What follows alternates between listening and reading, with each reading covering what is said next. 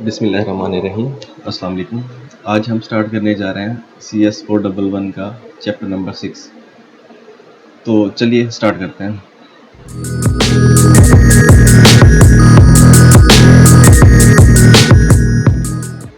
इस लेक्चर में सबसे पहले जो बात की गई है वो नेम स्पेसेस की गई है कि नेम स्पेस हम क्यों यूज़ करते हैं, किस लिए यूज़ करते हैं। इसका सबसे जो पहला और मेन बेनिफिट वो ये है कि जब मैंने कोई चीज़ अपनी क्लास बनाई जिसके साथ मैंने ये पहले लिख दिया नेम स्पेस C# स्टेशन, मतलब नेम स्पेस लिख के ये जो लिख दिया, तो मैंने ये डिक्लेयर कर दिया कि ये जो मैंने यूज़ किया है ना, इसको कोई और बंदा भी यूज़ कर सकता है।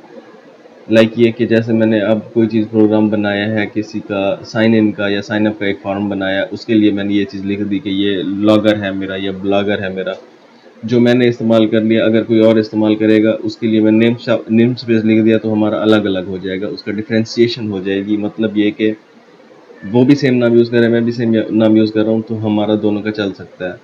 अगर मैं ये नेम स्पेस नहीं करता, फिर हम दोनों एक नाम यूज़ करते हैं, तो फिर हमारे लिए प्रॉब्लम हो सकती है।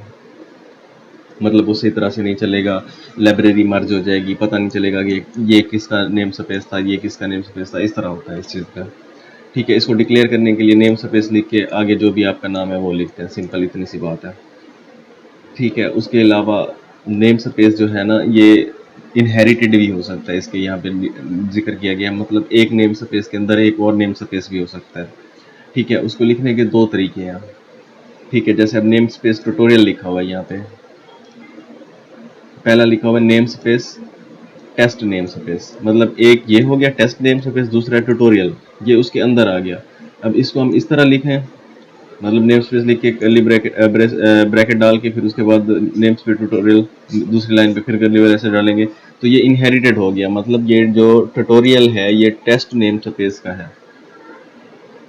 ठीक है, अब इसको लिखने के दो तरीके हैं। अब नेम स्पेस मैंने लिख दिया test name space dot tutorial, मतलब ये test name space dot tutorial, तो इसका मतलब भी सेम है। मतलब ये दोनों चीज़ें इनहेरिटेड हो गई हैं, मतलब अलग अलग लिखें हमारी मर्जी, एक साथ लिखें हमारी मर्जी। इसको मजीद अगर कहीं पे कोई एग्जांपल आती है तो मैं इसको आपको मजीद क्लियर कर दूंगा। अब इतना बड़ा नाम हर दफ़ा लिखने से बंदा मतलब उसकी असाइन भी कर सकता है, किसी वेरिएबल को, किसी चीज़ को असाइन कर सकता है कि जहाँ पे हमारा ये यूज़ होना हो, तो हम डायरेक्ट ये यूज़ कर सकते हैं। अब ये देखें, अब लिख दिया मैंने using the example. The example जो है is equal to test space dot tutorial dot my example. ठीक है, तो जहाँ पे भी दी एग्जाम्पल यूज़ होगा, तो ये name space test name space tutorial और माई एग्जाम्पल ऑटोमेटिकली इस्तेमाल हो जाएगा और हमारे उसमें आ जाएगा, प्रोग्राम में आ जाएगा। उसके बाद इसमें जो बात की जा रही है वो की जा रही है क्लास की, कि क्लास किस तरह बनाई जाती है। क्लास डिक्लेयर करने के लिए पहले हम क्लास लिखते हैं, उसके बाद क्लास का नाम लिखते हैं। जैसे ये क्लास, उसके बाद क्लास का नाम है आउटपुट क्लास। ये हमने एक क्लास बनाई है आउटपुट क्लास के नाम से, उसके अंदर स्ट्रिंग माई स्ट्रिंग, इसमें हमने स्ट्रिंग डिक्लेयर किया है, स्ट्रिंग माई स्ट्रिंग डिक्लेयर कर दी। स्ट्रिंग जो है वो माई स्ट्रिंग के नाम से हमने डिक्लेयर किया। जैसे क्लास हमने आउटपुट क्लास के नाम से बनाई है, स्ट्रिंग माई स्ट्रिंग के नाम से बनाई है। कंस्ट्रक्टर आ गया, उसके बाद आ गया public out class string plus string input string, मतलब ये जो हमारा आउटपुट क्लास है ना, public output class string input string, ये जो यहाँ पे हमारी जो इनपुट होगी स्ट्रिंग की। ठीक है, अब ये क्लास का नाम है, पब्लिक जो उसका पब्लिक पोर्शन है उसका ये नाम है। उसके अंदर आ गया my string is equal to input string, मतलब जो मेरी स्ट्रिंग होगी वो इनपुट स्ट्रिंग के बराबर होगी। ठीक हो गया, जो यहाँ पे डिक्लेयर किया हमने। उसके बाद इसमें है अगला public void print string console dot right line, और इसमें ज़ीरो जो होगा स्ट्रिंग पे, जो ज़ीरोथ पोजीशन पे जो चीज़ होगी वो प्रिंट होगी। आगे हमने माई स्ट्रिंग लिख दिया कि माई स्ट्रिंग में जो ज़ीरो पोजीशन होगी वो हमारी प्रिंट हो जाएगी। ये हमने कल भी थोड़ा सा देखा था स्ट्रिंग के बारे में, जो पिछला लेक्चर था उसमें, लेक्चर नंबर 5 में। तो उसके बाद इंस्ट्रक्टर हो गया। तो इस तरह ये हमारा ना प्रोग्राम एक्सिक्यूट करता है। अब क्लास इनहेरिटेड भी हो सकती है। उससे पहले ना मैं आपको कंस्ट्रक्टर और डिस्ट्रक्टर का बता देता हूँ। ये हो गया कंस्ट्रक्टर। कंस्ट्रक्टर जो है बिल्ट इन होता है, बिल्ट इन भी होता है, खुद भी बनाया जा सकता है। बिल्ट इन होता है कि जब आप कोई वेरिएबल वगैरह बनाते हैं उसको खुद ही वो अपनी जब क्लास स्टार्ट होती है ना, क्लास हम बनाते हैं तो वो खुद ही उसको अपनी जो बेसिक वैल्यूज़ है वो दे देता है, जब तक हम कोई अपनी वैल्यू उसमें नहीं डालते। जैसे अगर कोई हमने वेरिएबल डिक्लेयर किया तो इज इक्वल टू 0, वो डिफ़ॉल्ट हो गया, उसने कंस्ट्रक्टर ने बना दिया। ठीक है, कंस्ट्रक्टर बना भी सकते हैं, पहले से भी होता है पड़ा।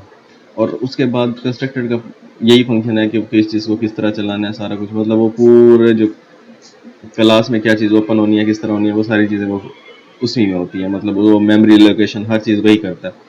उसके बाद होता है एंड पे डिस्ट्रक्टर। डिस्ट्रक्टर का ये होता है, उसके ये जो मैंने ये सैम्बल है ना, इसको क्या बोलते हैं, टेल्डा बोलते हैं। ये जो सैम्बल है ना, वो आउटपुट क्लास के से पहले जब लिखा दी ना, ये जहाँ पे क्लास आउटपुट थी ना, क्लास का नाम है आउटपुट क्लास, यहाँ पे हमने ये सैम्बल लगा के आउटपुट क्लास और खाली आगे ब्रेसेस लगा दी, तो ये हमारा डिस्ट्रक्टर कॉल हो गया। डिस्ट्रक्टर का काम है जो मेमोरी एलोकेट हुई थी सारा कुछ उसको ख़त्म करना, कंस्ट्रक्टर ने जो कुछ बनाया था उसको ख़त्म कर देना, भी हाँ भी ये फंक्शन कंप्लीट हो गया, अब इसको बंद कर दो। ठीक है, लेकिन इसका ज़्यादा मेन ज़रूरत नहीं होती। इसकी ज़्यादा मेन ज़रूरत सी शार्प में इस वजह से नहीं है क्योंकि इसमें गार्बेज कलेक्टर ऑटोमेटिकली काम कर रहा होता है, वो इसमें किसी चीज़ की टेंशन नहीं आने देता, मतलब वो खुद ही क्लोज कर देता है हर चीज़। लेकिन ये किया भी जाए तो मतलब समझने के लिए बेहतर है कि समझ आ जाना चाहिए कि क्या चीज़ किस तरह वर्क करती है। उसके बाद नीचे चलते हैं, नीचे दिया जा रहा है जी पब्लिक क्लास, एग्जाम्पल क्लास और पब्लिक।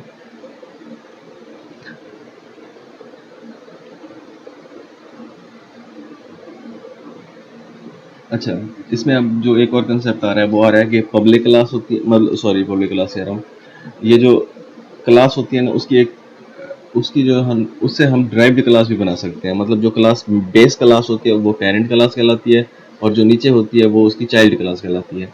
ठीक है, ये इसकी सारी फंक्शनैलिटी जो अब ये है ना पेरेंट क्लास, इसकी सारी फंक्शनैलिटी इसमें आ रही है चाइल्ड क्लास में, मतलब सेम टू सेम वही चीज़ इसमें भी होगी, लेकिन इसमें कोई चीज़ एडिशन कर सकते हैं हम, कुछ भी कर सकते हैं, वो ऑटोमेटिकली उसमें भी वर्क करेगी।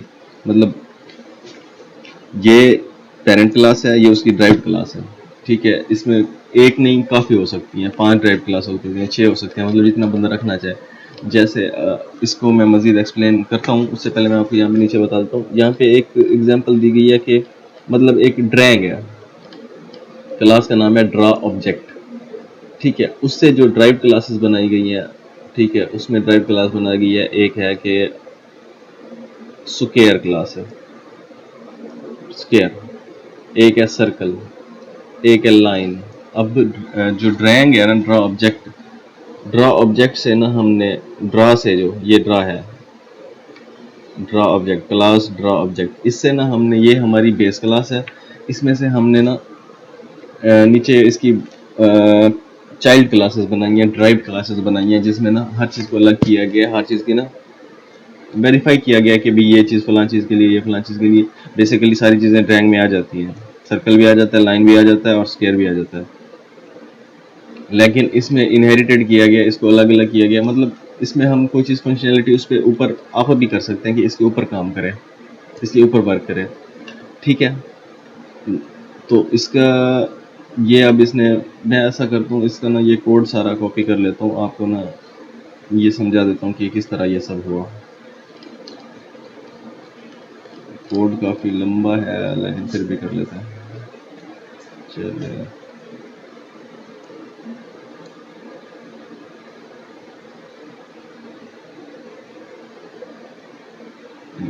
क्या हो गया,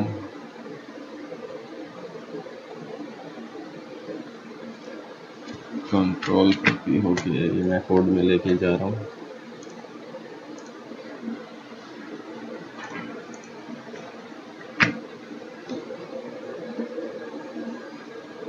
ये तो काम हो गया खराब,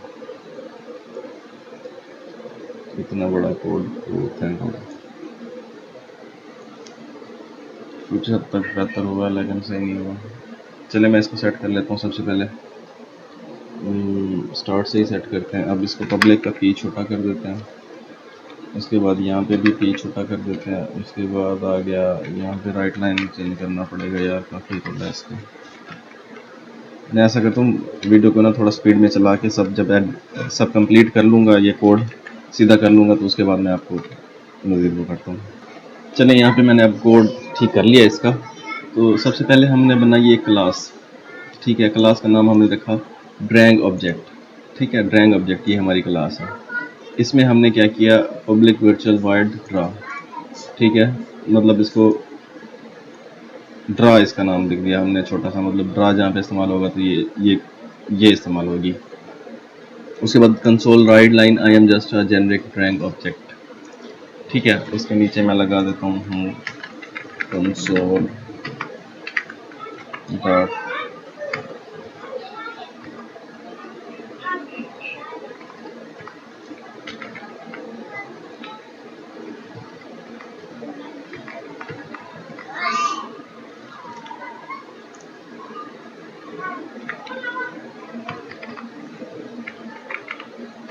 कंसोल डॉट रीड लाइन,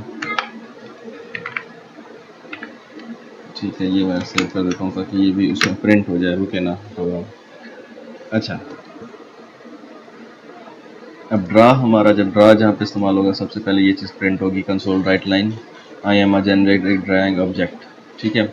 उसके बाद हमने बना दी पब्लिक लाइन एक क्लास बनाई हमने जो कि इसकी ड्राइव क्लास है, ड्रा ऑब्जेक्ट की, ड्रैग ऑब्जेक्ट की ड्राइव क्लास है। उसमें भी हमने right line dot I am a line सिर्फ इतना प्रिंट करा दिया कि मैं एक लाइन हूँ, ठीक है। उसके बाद सर्कल की इसी तरह हमने ड्राइव क्लास बनाई। उसके बाद इसी तरह हमने स्क्वायर की बनाई, ठीक है। ये दरमियान में कॉलन लगा के ये जो ड्रा ये लिखते हैं हम, तो ये इसकी ड्राइव क्लास हो जाती है। ड्रैग क्लास की, ड्रैग ऑब्जेक्ट क्लास की ये स्क्वायर जो है ड्राइव क्लास हो जाएगी। इसमें प्रिंट है। उसके बाद हमारा स्टैटिक जो फंक्शन है हमारा, जो मेन के बाद हमने लिखा, मेन के बाद उसमें लिखा हमने draw object is equal to object is equal to new draw object 4, मतलब 4 उसमें जो हमारे ऑब्जेक्ट्स हैं वो हमने इसमें मेंशन कर दिए। 0 पे है लाइन, आगे हम लिख रहे हैं न्यू लाइन, मतलब लाइन जो क्लास हमने दी थी उसका जो उसमें जो प्रिंट स्टेटमेंट है वो हो जाए। 1 पे सर्कल, 2 पे स्क्वायर और 3 पे ड्रैग ऑब्जेक्ट जो हमने आई एम वो लिख दिया था। ये यहाँ पे I am just generate drag object, ठीक है। ये इसको एक सिंपल सा कोड बनाया हुआ है जो कि हमने, अब इसको मैं एक्सिक्यूट करता हूँ, स्टार्ट करता हूँ।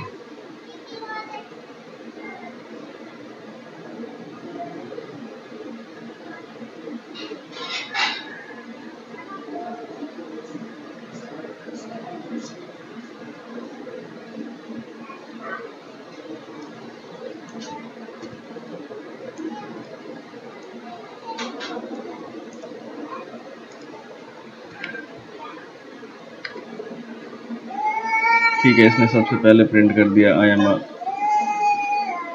ये वाला 3 number, I am generic drag object, ठीक है। तो ये क्लोज हो गया। इसको मैं ठीक कर लेता हूँ पहले, सबसे पहले ना इसकी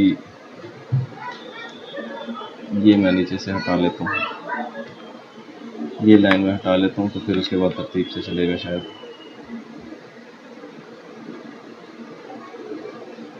ये भी डिलीट कर देता हूँ यहाँ से। उसके बाद इसको सेव करते हैं। अब मैं स्टार्ट करता हूँ इसमें। ये देखें जी, I am a line, I am circle, I am square, और उसके बाद एंड पे चौथे नंबर पे वो प्रिंट हुआ आई एम जनरेटिंग एंड बंद हो गया, क्योंकि मैंने यहाँ पे उसके लिख दिया था रीड लाइन का स्क्वायर के बाद। खैर ये तो आप, उम्मीद है आपको समझ आ गई होगी। कहीं पे प्रॉब्लम है तो वो आप मुझसे पूछ सकते हैं। मज़ीद इसके आगे जो हमारी अगले चैप्टर में देखेंगे कि क्या होता है।